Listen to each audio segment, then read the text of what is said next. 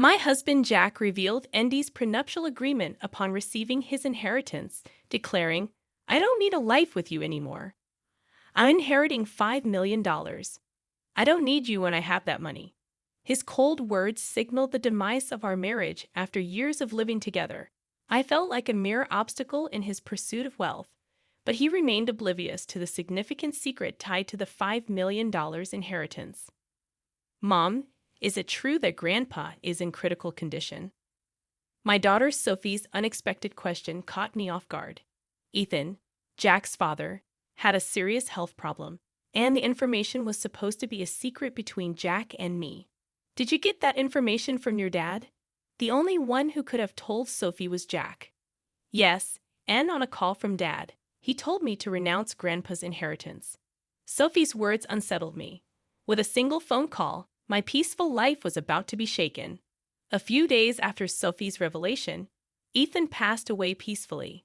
Since getting married, I had lived with Jack's parents, providing unwavering support during their health struggles. It had been 5 years since Jack's mother passed away, and now, with Ethan's passing, the funeral went smoothly. Yet just as I thought I was free from tension, Jack's behavior underwent a dramatic change. "What are you doing here? Why hasn't it been cleaned properly lately?" Jack frequently pointed out minor dust and small stains. "I'm sorry, I must have missed it. I'll clean it right now." However, the issue wasn't just about cleaning. "Why are you serving this? I wish you'd pay more attention to the taste when you cook." Even the dishes he used to enjoy were now unappreciated. "Is there something bothering you lately?" I gathered the courage to ask, but it only worsened his mood. "It's useless to deny it. To be honest, the food you make isn't good. I've been tolerating it because my parents never complained, but I've always felt its tastelessness deep down." Jack's words pierced my heart, marking the first time he had criticized me so severely.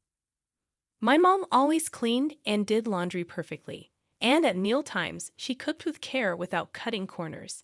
"You're nothing like her." I've been patient, but I can't stand it any longer. This was the first time he compared me to his mother and criticized me. All I could do was deeply reflect on myself. "I'm truly sorry. I couldn't have imagined that he valued my cooking so little." Tears started to flow uncontrollably. "Do you think anything will change if you cry? Your tears mean nothing now. Don't show them to me." Jack abruptly stood up, leaving the house and slamming the door behind him. As he walked away, I called out, "Jack, where are you going? Come back." But it seemed he didn't hear me. My mind was in turmoil, unable to comprehend this sudden change. Until a few months ago, we were a couple sharing everything, holding hands, and navigating life's challenges together. I couldn't understand how we had become so distant. And then I remembered. The call from Sophie revolved around Ethan's inheritance. There was a hint of hesitation in Sophie's voice that night. Jack arrived home much later than usual, and I missed the chance to inquire about it.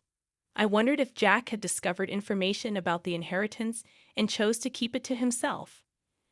Attempting to approach Sophie, I questioned why they were discussing inheritance while Grandpa was still in good health.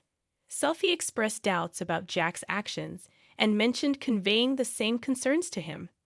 Considering Sophie's words about the inheritance falling into her hands if not divided differently, I couldn't help but recall Jack's recent cold behavior towards her. Doubts crept into my mind. Was he planning to take all the inheritance and abandon me? This thought tightened my chest, and tears welled up once again. In my pain, I became acutely aware of the sounds around me. As the room fell eerily silent, the phone rang suddenly, echoing throughout. Though I didn't feel up to answering, considering the importance, I checked the caller ID. It was Jack's name, the same Jack who had left the house earlier. Answering felt tiresome, but I didn't want to face any backlash for ignoring it, so I hesitantly picked up. "What are you doing? Don't keep me waiting. I'm running out of time." His sudden, authoritative tone caught me off guard. He was indeed stubborn at times, but yelling without reason was unlike him. Shocked by his changed demeanor, I let out a slight sigh, hoping he wouldn't notice. "What's wrong? Is there a problem?" I asked. I have something to talk about. I'll be home soon. Stay home and wait for me." His voice sounded noticeably colder than before. I replied with a brief "okay" and promptly hung up. Looking at the clock, I realized more than 3 hours had passed since Jack went out. Overwhelmed with confusion and pain, I hadn't noticed the time. After a while, I heard the door open and Jack's footsteps. A sweet scent of body wash, one we didn't use at home, wafted from him. That unfamiliar smell intensified the pain in my chest. "I'll be straight. It's over. I want to end our relationship. As a token of gratitude, I'll give you $220,000. I'm genuinely tired of you not managing things at home. I want to live peacefully in my old age," he declared. Linda, who had dreamt of a peaceful old age, now faced the shattering of that dream by none other than Jack. "Why are you?" Her words trailed off as she searched for what to say. Jack looked at her with a smug smile. At that moment, a bright ringtone from Jack's cell phone filled the room, an unfamiliar tone different from his usual one. To Linda, it felt like this unusual sound hinted at communication from a specific individual. "I'm sorry, but I haven't finished my errands yet." Linda sensed a slight softness in Jack's voice, different from how he usually sounded towards her. It felt somewhat kinder and more intimate. Furthermore, the sweet scent of body wash, the unique ringtone, and the change in tone hinted at something he might be hiding. "Linda knew it," whispered quietly. After ending his call, Jack looked down at Linda with emotionless, cold eyes. "My intentions haven't changed. I want you to sign this document. I'll contact you later. Make sure to have it signed by then. I don't plan to come back to this house. Remember, this house is now yours." Without uttering another word or even looking at my face, Jack headed towards the door. What did our long marital life of 40 years mean? A few days later, I found myself at a lawyer's office gathering information about Jack's actions and Ethan's inheritance. When I explained it to our daughter Sophie, her complexion changed. It was painful to reveal our mistakes to our daughter, but out of love for me, Sophie shed tears and showed strong determination to confront Jack. She introduced me to a lawyer to support us. "Hello, I am Robinson. I will be handling your case. I will support you to the best of my ability." The woman named Robinson, sitting across from me, seemed to be in her late 40s, exuding a calm aura. Her neatly groomed hair and professional attire provided reassurance. "I'm truly sorry for approaching you suddenly. My name is Lily Johnson. I'm a bit nervous since it's our first meeting under such circumstances." "That's all right. I have already received some information from Sophie," Robinson assured me. Based on what I'd researched and the information Robinson separately gathered, we verified the facts. My husband didn't have any siblings, so if Sophie renounced the inheritance, the substantial fortune of about $5 million would all go to him. We also uncovered an important fact about his affair with a woman named Jennifer through joint investigation. "How do you intend to proceed from here?"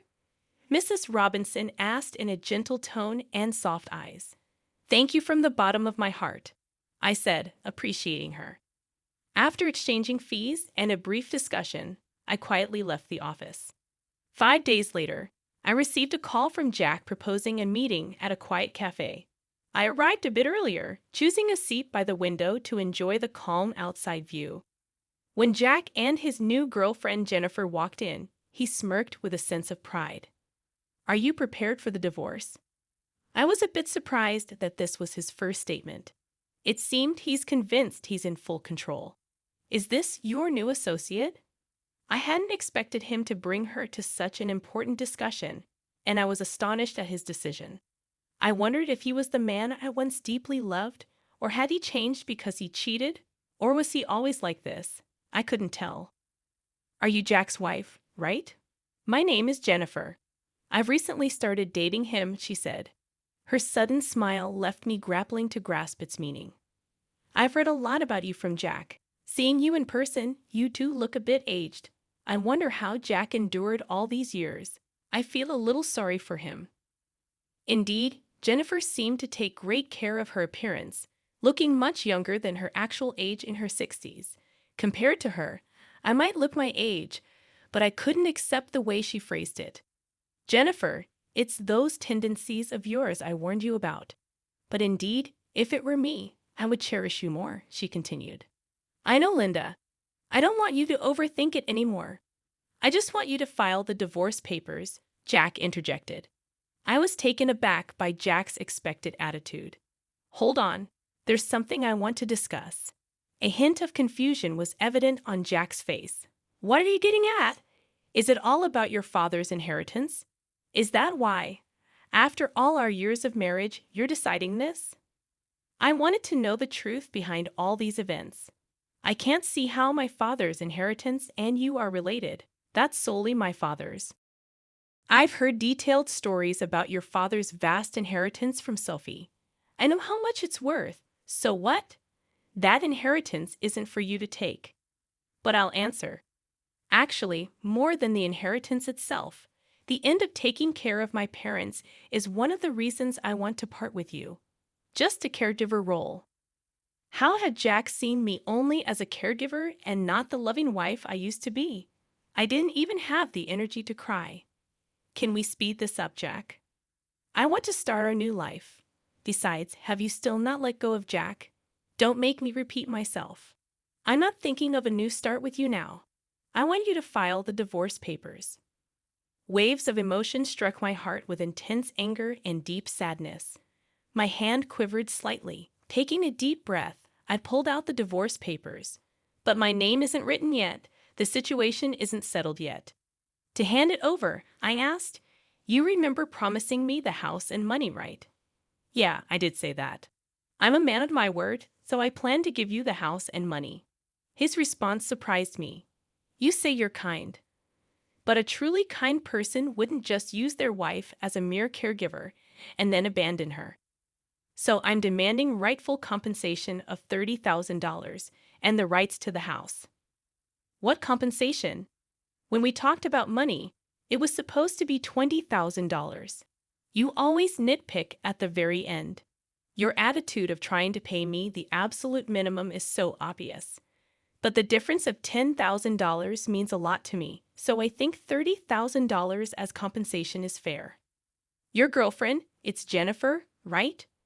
I thought of claiming from her too, but in lieu of that, I want to settle for $30,000. And I intend to sign the divorce papers right here in front of you.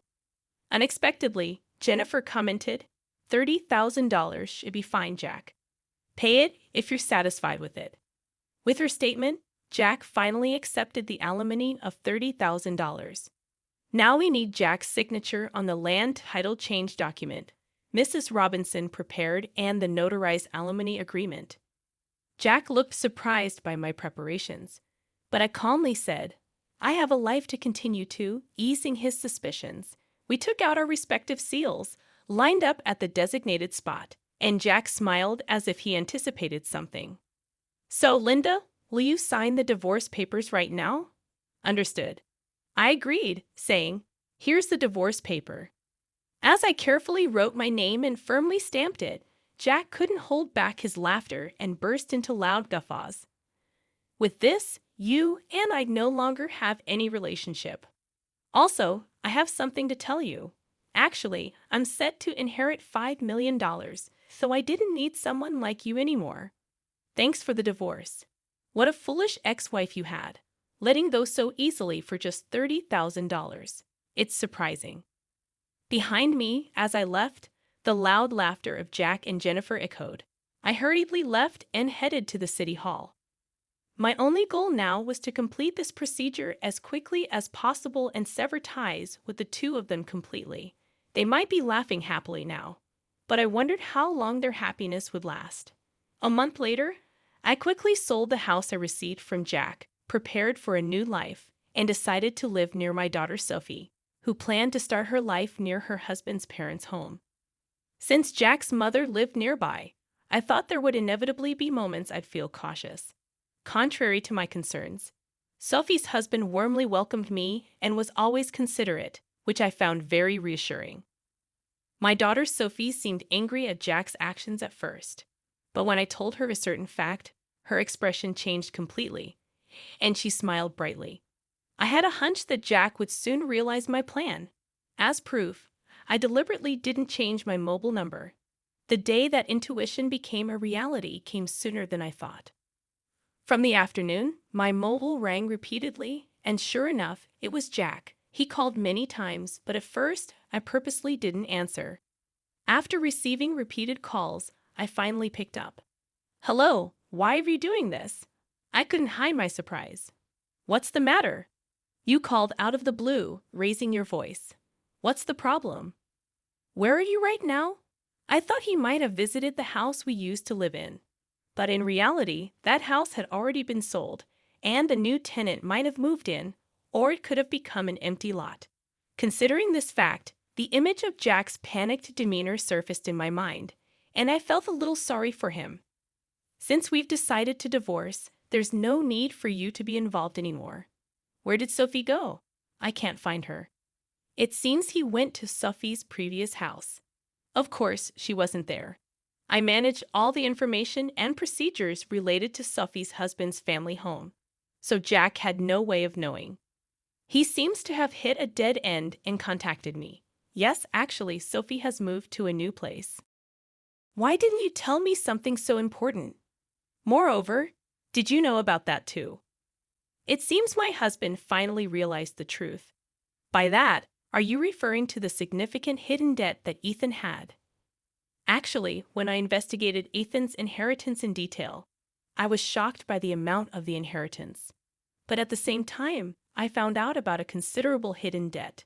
Probably, while he was alive, he estimated he could repay the debt with about $5 million and hid that fact from us. However, he passed away midway through repayment, and the hidden debt was left neglected.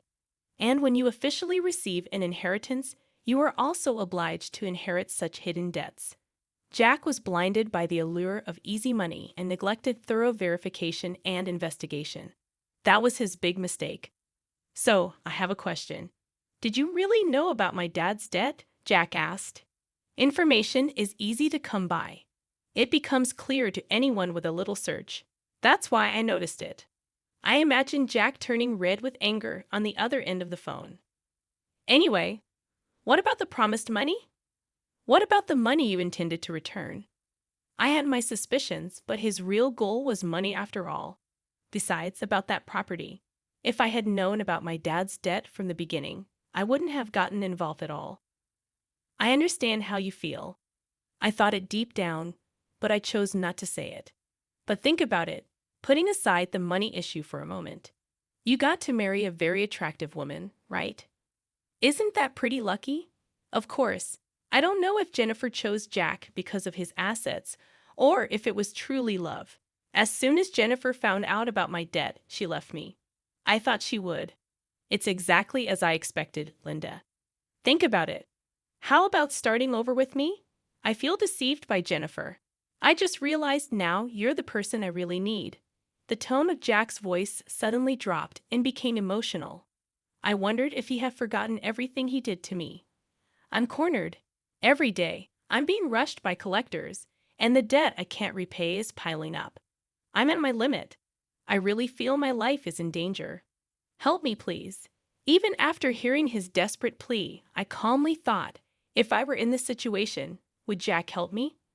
I carefully chose my words and took a deep breath before answering. Right now, I'm living peacefully and am truly satisfied. And in the days to come, I want to live in peace. You might have forgotten, but remember what was said at my response. Jack was momentarily lost for words on the other end of the phone. You mean back then? Yes, exactly, Jack. I'm really grateful that we were able to get divorced. Thank you for giving me a chance to choose a new path. I felt the tremor in Jack's voice and his tears, but for my future, I made up my mind and quietly ended the call. This marked the complete end of our relationship. I don't know how Jack's life is now or how he's repaying his debt, but I hope he's making an effort somewhere. Linda, how about taking a walk outside while looking at the beautiful scenery? Currently, I'm enjoying my days with a wonderful person I met through a hobby in Chicago. He's very warm and always with me, Spending time with him brings me unparalleled happiness.